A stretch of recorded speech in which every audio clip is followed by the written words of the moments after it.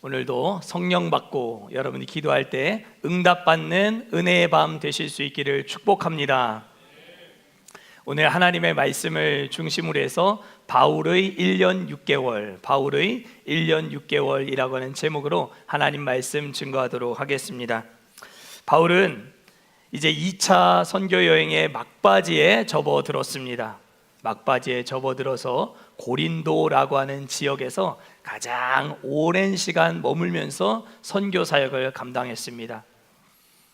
1년 6개월, 약 18개월이라고 하는 긴 시간 동안 하나님의 말씀을 전하는 일을 담당했던 바울, 거기에서는 많은 일들을 할 수 있었습니다.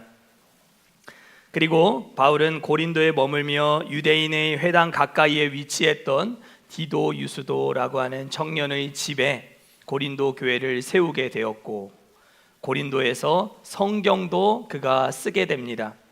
바울이 고린도에서 쓴 편지 퀴즈 내도록 하겠습니다. 자, 바울이 고린도에서 쓴 편지가 두 권이 있었습니다. 어떤 편지를 고린도에서 썼을까요? 1년 6개월 지나는 동안 편지를 썼습니다. 아닙니다. 네?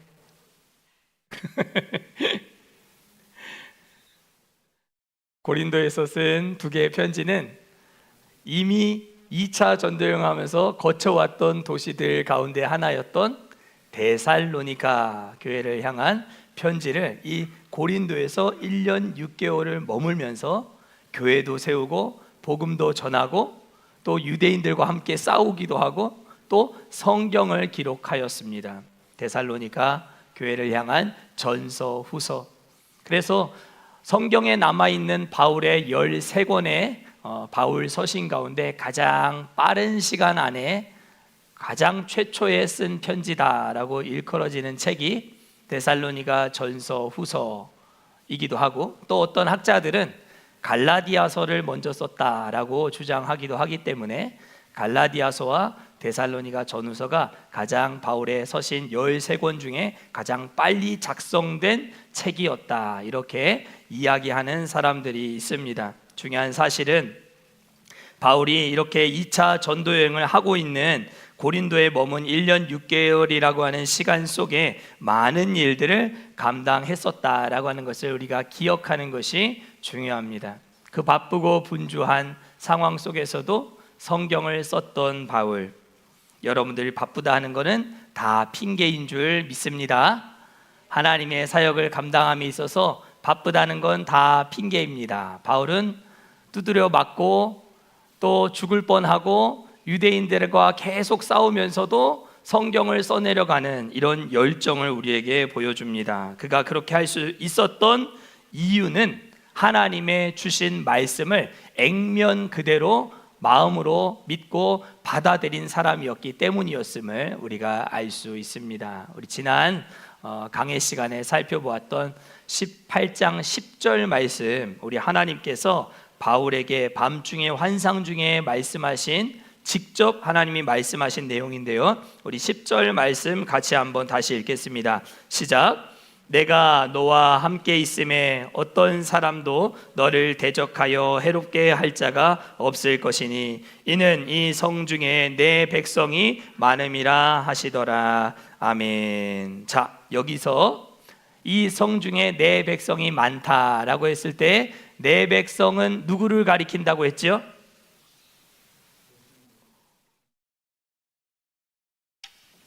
자, 이 성 중에, 고린도 성 중에 내 백성이 많다라고 말씀하시면서 두려워하지 말며 침묵하지 말고 말하라, 하나님이 그렇게 말씀하셨단 말이죠.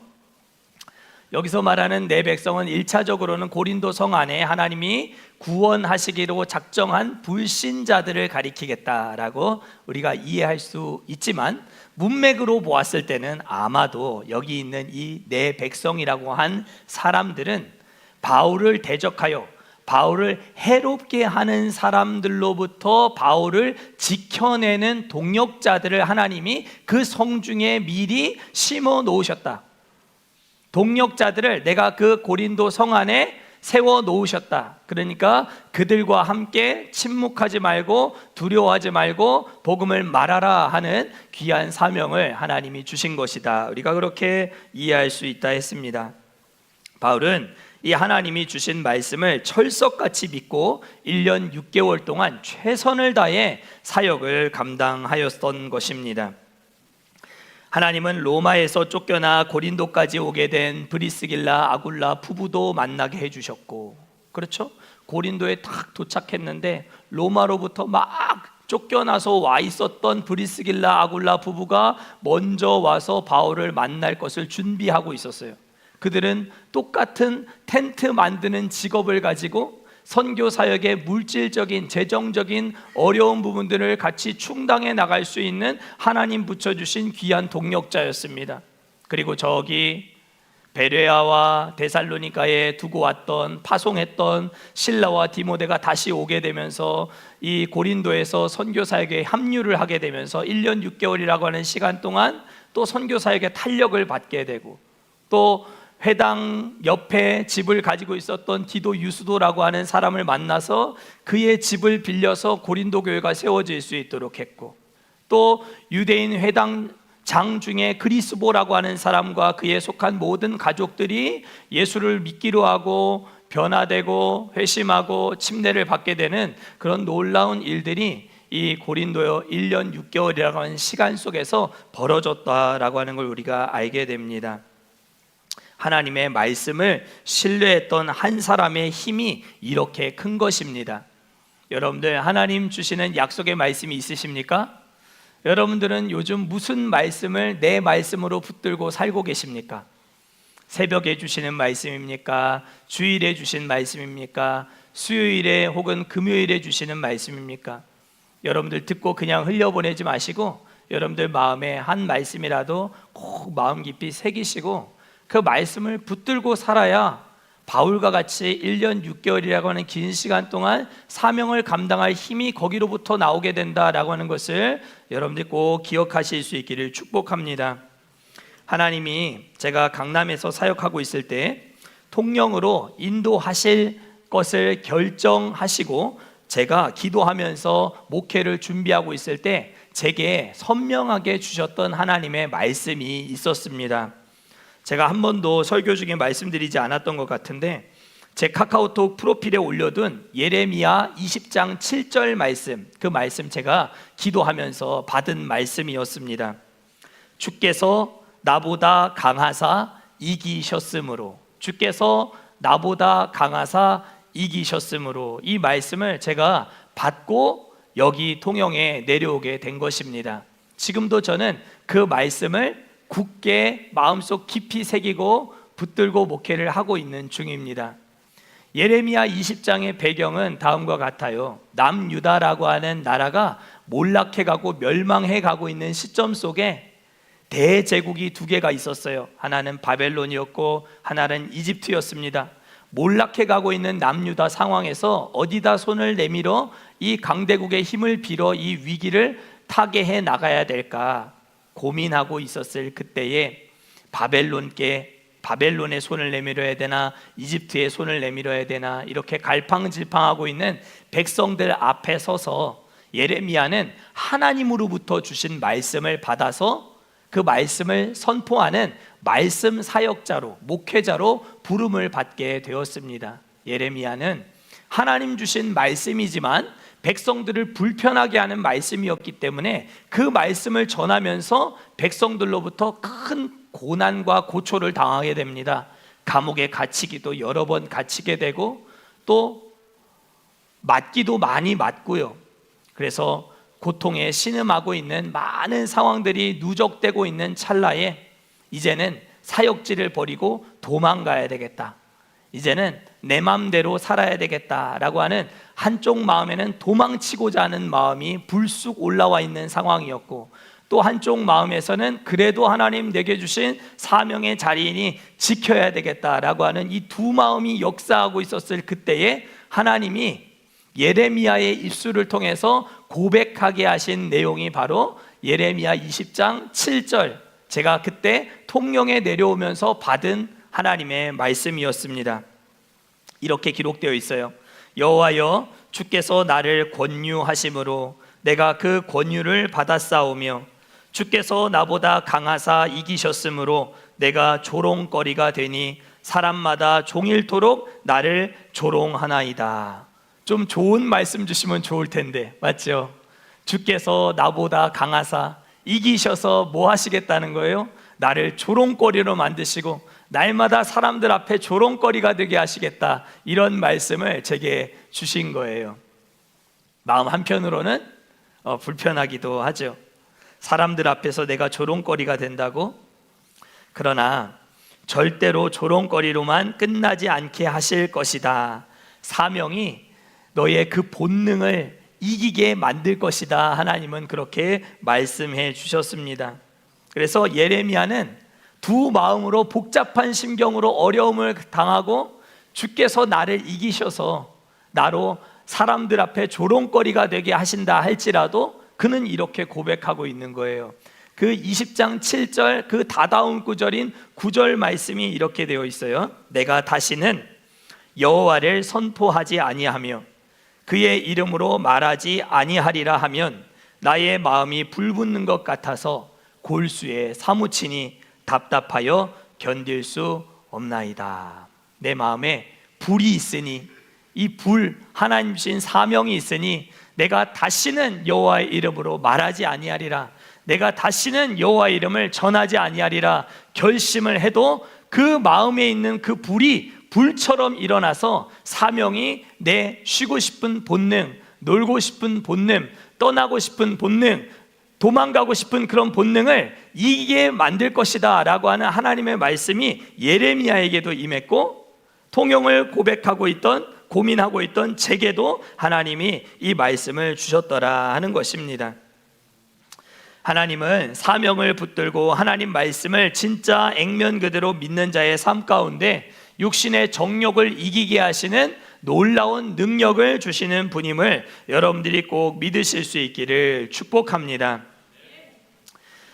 그래서 바울이 가는 곳곳마다 수많은 대적자들이 도사리고 있었고 그 앞에서 말씀 사역을 수도 없이 접고 싶고 다 내려놓고 떠나고 싶고 도망가고 싶은 순간들 없지 않았겠지만 그래도 끝까지 사명의 자리를 지켜나갈 수 있었던 것, 그것은 모두 말씀을 신뢰하는 자가 받게 되는 복이었음을 우리가 본문을 통해 알게 되는 것입니다.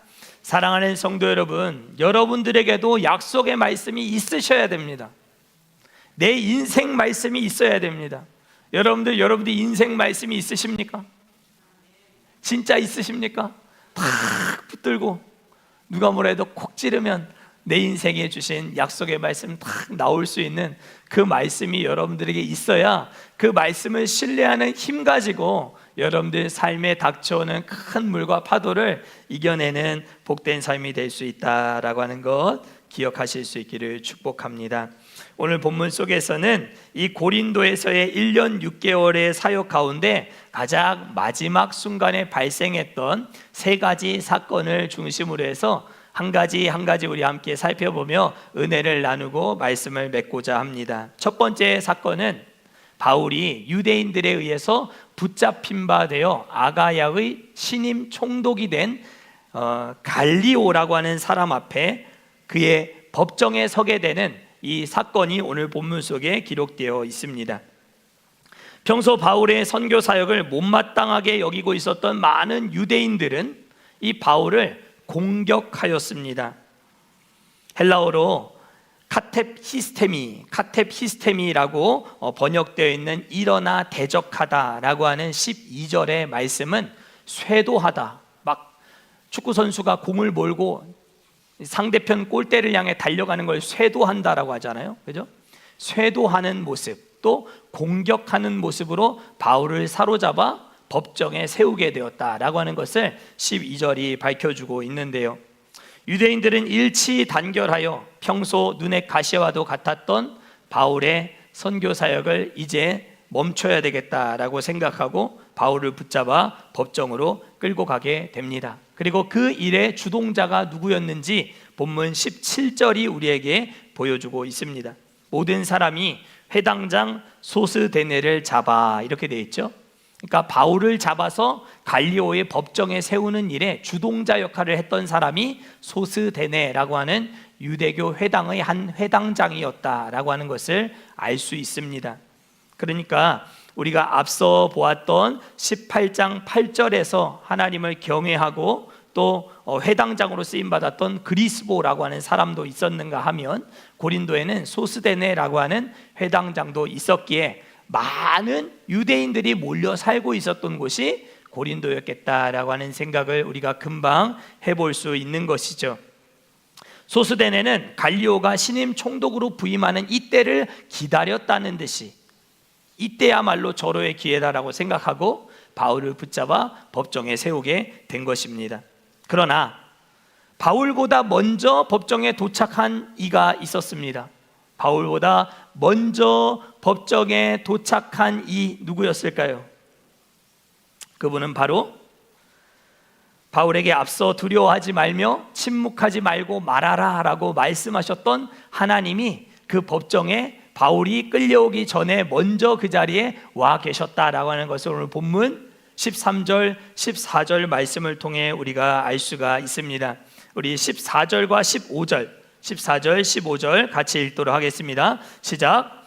바울이 입을 열고자 할 때에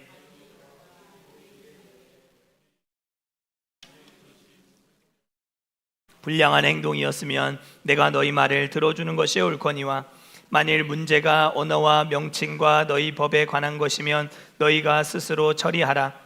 나는 이러한 일에 재판장 되기를 원하지 아니하노라 하고. 아멘. 이 본문 속에서 우리가 하나님을 찾을 수 있나요? 하나님의 등장을 우리가 찾을 수 있습니까? 하나님이라고 하는 단어는 본문 속에 어디를 찾아봐도 찾을 수가 없습니다. 그렇죠? 그러나 갈리오라고 하는 이 신임 총독의 모습을 잘 보십시오. 바울이 입을 열어 변명의 말, 즉 내가 여기 잡혀올 만한 죄가 혐의가 없다는 것을 스스로 변호하려고 하는 그 찰나에 갈리오는 바울이 말하는 것을 입을 막아서고 자기가 이 법정에 대한 모든 최종적인 판결을 자기 마음대로 하고 있는 것을 볼 수가 있습니다. 그의 입을 막아 앞장서서 바울의 무죄함을 선언하게 하신 이가 이 법정에 먼저 와 계셨음을 우리가 보게 되는 것이죠. 이 법정 안에서 붙잡혀온 바울이 할 수 있는 말은 아무것도 없었습니다. 이 법정에서 12절부터 17절 사이에 바울이 한 말이 단 한 단어도 한 구절도 기록되어 있지 않습니다. 바울은 아무 말도 하지 않았지만 하나님이 직접 바울을 변호하시고 바울을 지켜주시고 갈리오의 입술을 통해서 바울의 무죄함을 선언하게 하시는 놀라운 모습을 우리는 본문을 통해 보게 된다라는 것이죠. 하나님은 갈리오의 입술을 통해서 바울을 사로잡아온 이들을 법정에서 내쫓아버리게 만드셨습니다. 이거는 하나님이 아니고서는 하실 수 없는 일임을 우리가 볼 수 있는 것이죠. 갈리오가 우리가 우습게 볼 수 있는 그런 정치 1단, 2단 된 정치 바보가 아닙니다.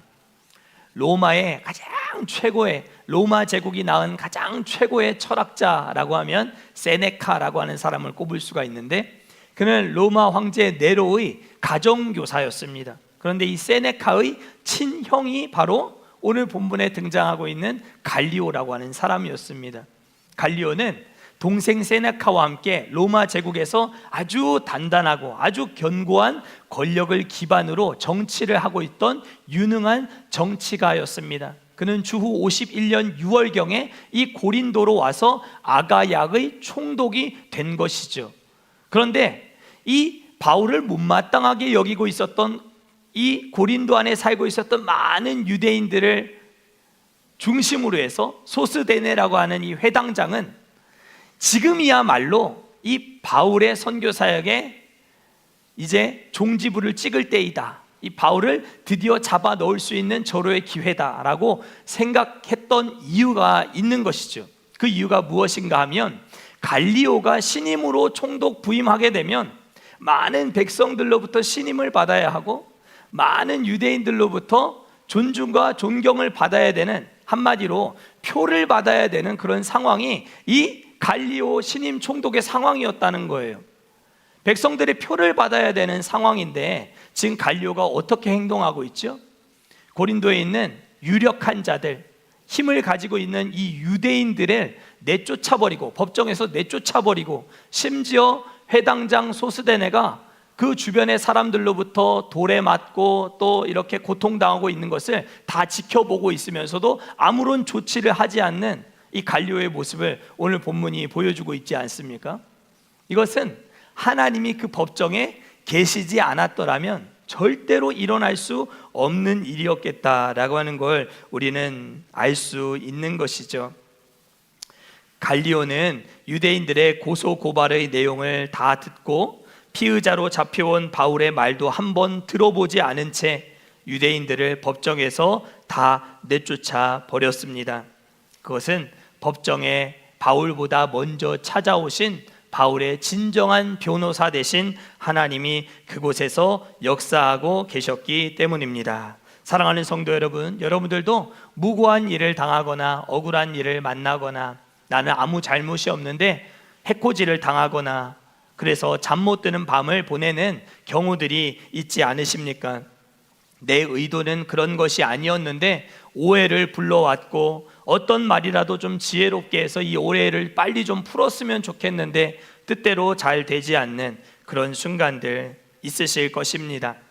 하나님이 여러분들의 인생의 법정에 먼저 나타나시고 찾아오시는 분이심을 꼭 믿으실 수 있기를 축복합니다. 하나님은 절대로 성도를 혼자 울도록 내버려 두지 않으시는 분이십니다.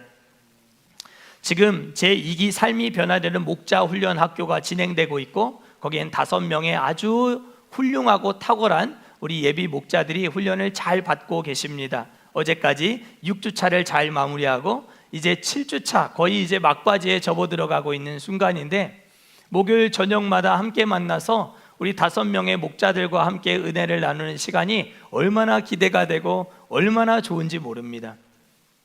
목양에 대한 어려움과 또 속마음을 터놓고 함께 기도하고 목장의 어떤 사역들을 잘 진행해 나갈 수 있을까 기도하면서 우리가 함께 배워나가는 이 시간이 참 유익하다라는 생각을 하게 되는데, 이 목자훈련학교 교재 중에 부교재로 우리가 선택했던 책이 포항제일교회 박영호 목사님이 쓰신 다시 만나는 교회라고 하는 책이 있는데요, 여러분들도 기회가 되시면 한번 읽어보시면 좋겠는데, 그 교재를 보면 이런 내용이 기록되어 있어요. 교회에 아무리 은혜가 흘러 넘쳐도, 교회에 아무리 은혜가 흘러 넘쳐도 성도의 삶에 눈물 흘릴 일이 생기기 마련입니다.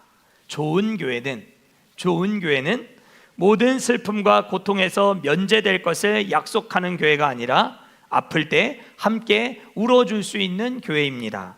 저는 우리 교회가 아무도 혼자 울지 않는 교회가 될 수 있다면 좋겠습니다. 그런 글귀가 있어서 제 마음에도 많이 와닿아서 이렇게 제가 인용을 하게 되었는데요, 저는 우리 꿈과 사랑의 교회가 한 사람도 혼자 울도록 내버려 두지 않는 그런 교회가 될 수 있기를 바랍니다.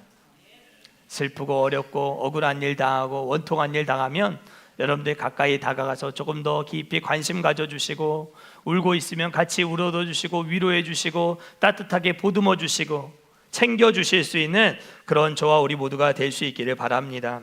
하나님이 여러분들 곁에서 억울함에 북받쳐 고통의 눈물을 흘리고 있을 때 절대로 여러분들 혼자 울도록 내버려 두지 않으시고, 바울의 법정에 찾아오신 하나님처럼 여러분들의 인생 법정에도 하나님이 찾아오심을 꼭 믿으실 수 있기를 축복합니다.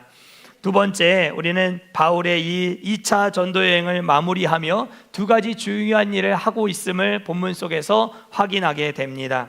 첫 번째는 인생의 법정 속에 먼저 찾아오신 사건이 있었고, 두 번째는 18절을 보면 후반절에 바울이 일찍이 뭐가 있었으므로,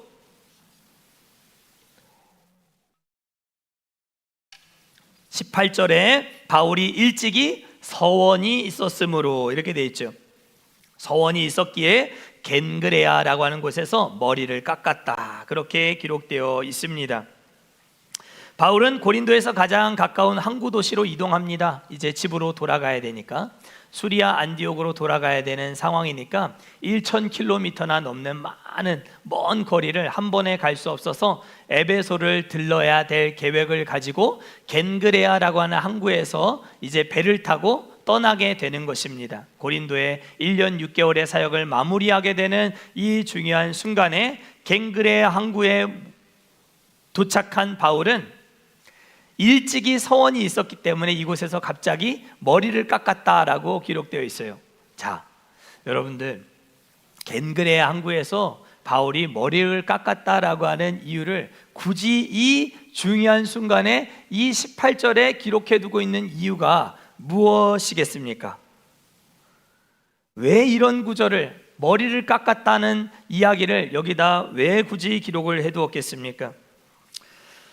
이것은 고린도에서의 사역 기간이 바울에게 있어서 하나님과 약속한 서원의 기간이었다. 1년 6개월이 일찍이 서원이 있었다라고 하는 것을 통해서 이 1년 6개월이라고 하는 시간이 하나님과 어떤 서원의 약조를 했던, 나실인의 서약이 있었던 그런 기간이었겠다라는 생각을 우리가 할 수 있다는 것이죠. 바울은 1년 6개월이라고 하는 시간을 하나님 앞에서 자신을 구별하여 영적 도약의 시간으로 삼아왔던 세월이었음을 이렇게 선교를 마무리하는 순간에 드러내고 있는 것입니다. 여러분들의 삶에도 영적인 성숙과 성장과 도약을 위해 작정해서 하나님 앞에 매달리고 온 마음으로 하나님 앞에 매달리는 그런 시간들이 우리가 신앙생활 해나가다 보면 꼭 필요하더라라고 하는 것을 알게 됩니다. 바울에게 있어서 1년 6개월의 시간은 바로 이 영적 성숙과 도약을 위한 작정의 시간이었다라고 하는 것을 성경이 밝혀주고 있는 것이죠. 여러분들에게도 일주일 또 혹은 21일, 한 달 또 혹은 6개월, 1년 이렇게 여러분들이 작심하고 작정하고 하나님 앞에 몰두하는 이런 인텐시브한 아주 초고도의 집중을 가지고 하나님 앞에 매달릴 수 있는 작정의 결단의 시간을 가져나가는 것, 이것이 여러분들의 영적 성장과 도약에 있어서 매우 중요한 부분이 된다라고 하는 것을 잊지 않으실 수 있기를 축복합니다. 때로는 금식 기도도 좀 작정해 보십시오. 금식하며 하나님 앞에 매달려 보십시오.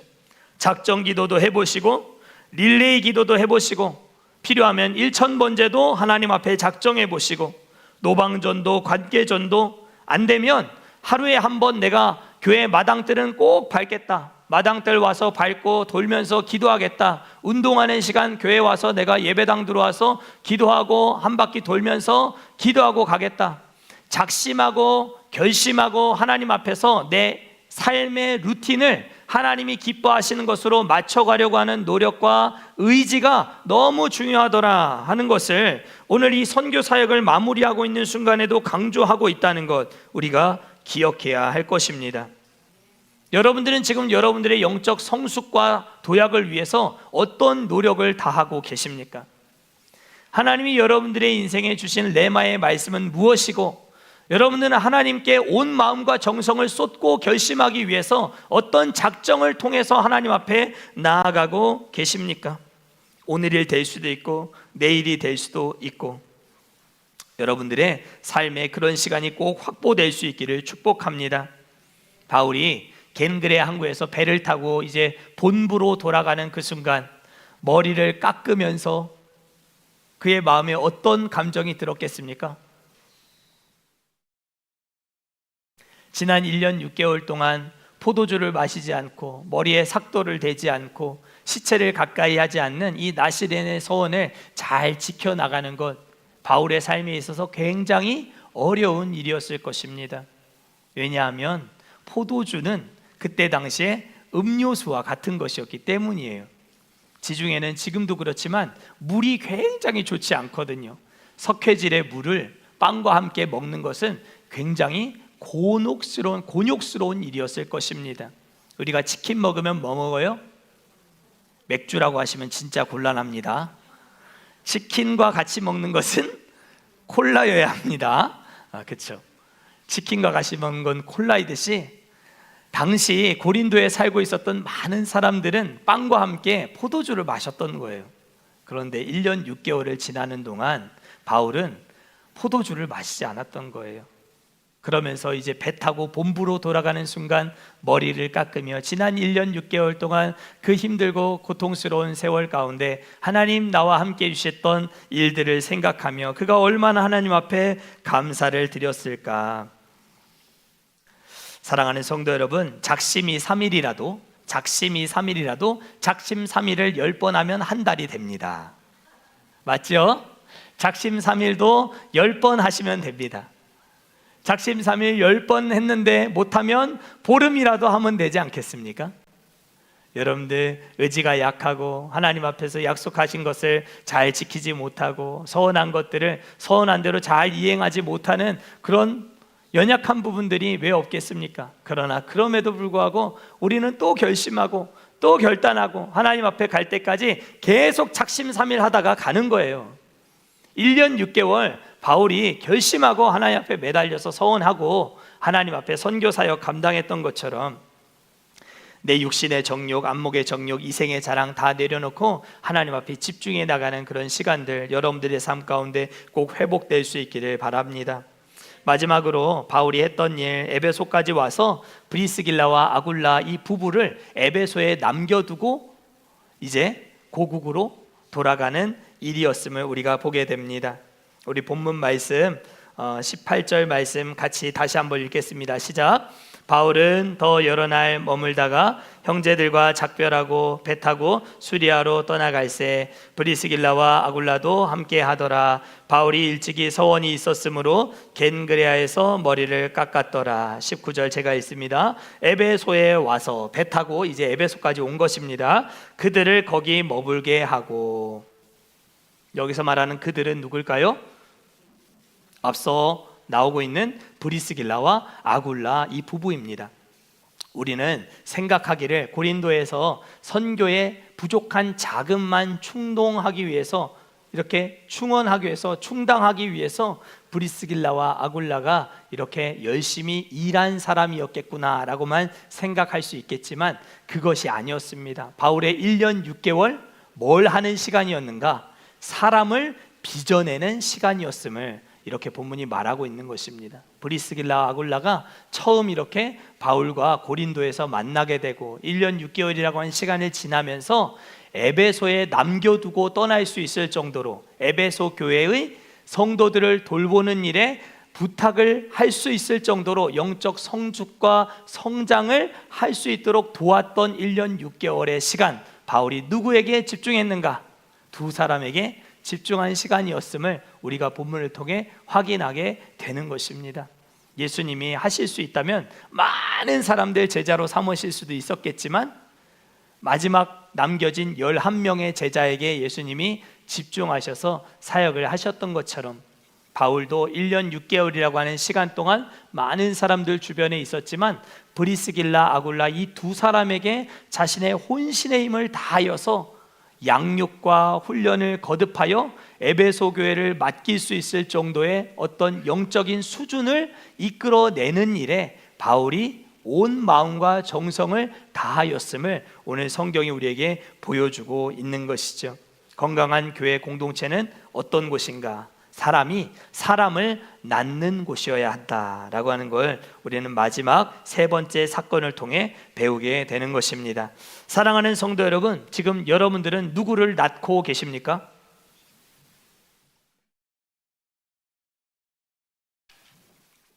여러분들을 통해 지금 누가 빚어져 가고 계십니까? 여러분들은 지금 작정된 시간 안에서 하나님이 날 하나님의 자녀로 부르셔서 사명 주셔서 감당케 하시는 이 시간 안에 다른 누구에게 어떠한 영향력을 미치면서 신앙생활을 해나가고 계십니까? 혹시 나 혼자 천국 간 것으로 만족하며 기뻐하며 신앙생활을 하고 있는 것은 아니십니까?